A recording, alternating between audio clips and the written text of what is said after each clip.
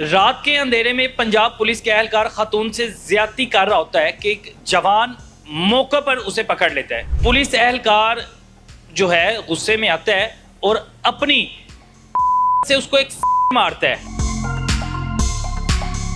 اس نے شراب بہت زیادہ پی ہوئی تھی۔ راستے میں جاتے ہی ایک ذہنی معذور خاتون جس کے ساتھ یہ زیادتی کرتا پکڑا گیا۔ ویڈیو وائرل ہونے کے بعد پھر اعلیٰ افسران نے اس چیز کا نوٹس لیا تو پولیس نے پھر جب تفتیش کی اور تفتیش میں پھر نہ صرف اس کانسٹیبل کو گرفتار کیا جس کا نام امجد ساجد ہے،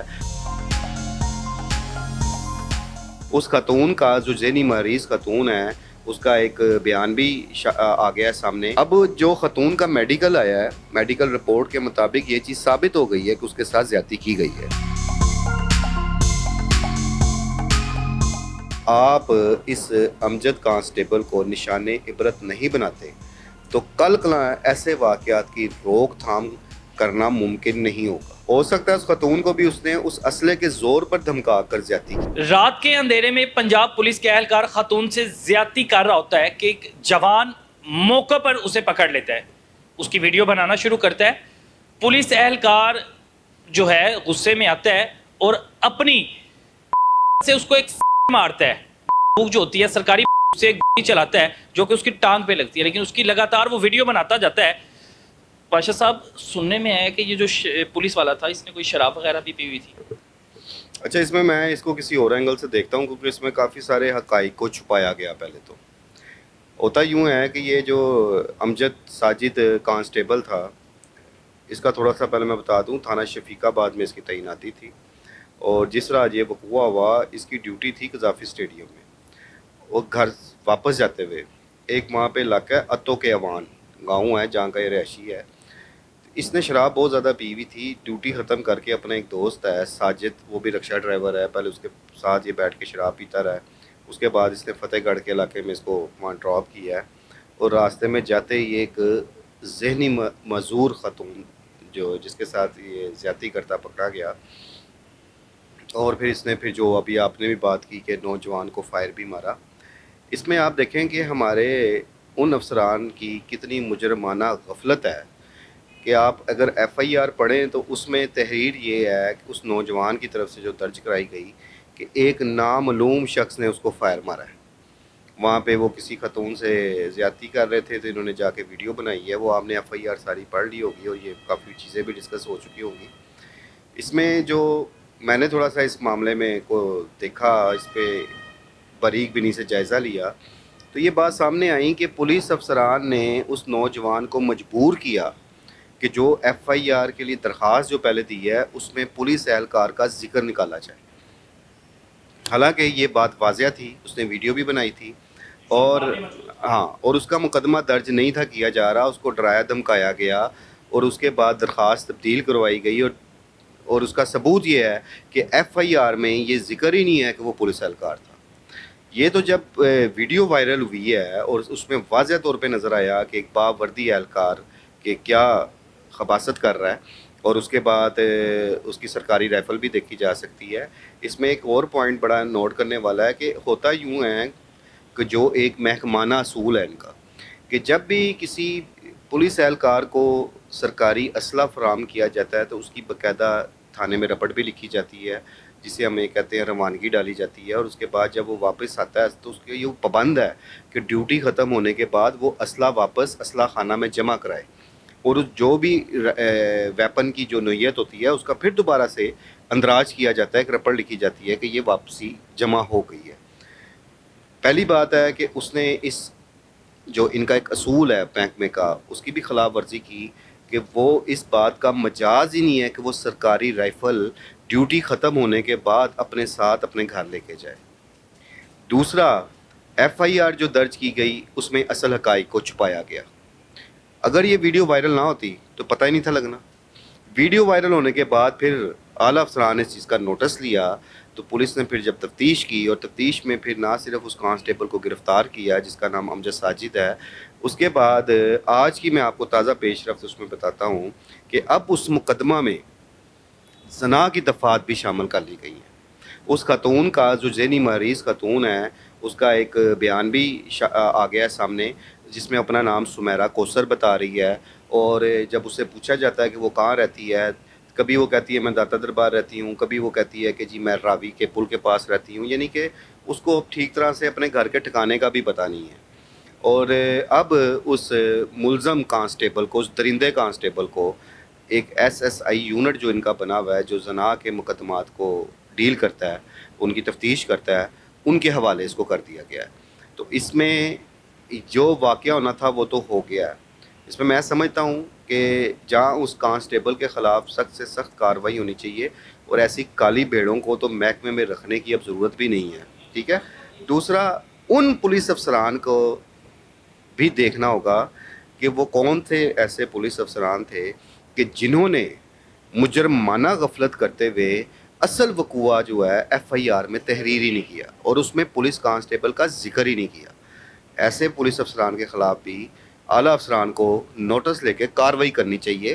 اب دیکھیں اس طرح تو اگر وہ ویڈیو نہ آئے تو پھر یہی وجہ ہے نا کہ ایسے جو کرپٹ اور کالی بھیڑے محکمے میں موجود ہیں ان کو ہلا شیری ملتی ہے۔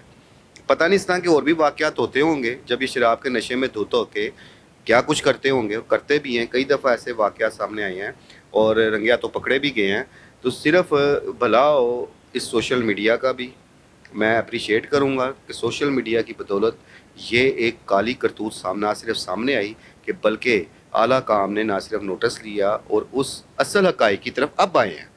اب جو خاتون کا میڈیکل آیا ہے، میڈیکل رپورٹ کے مطابق یہ چیز ثابت ہو گئی ہے کہ اس کے ساتھ زیادتی کی گئی ہے۔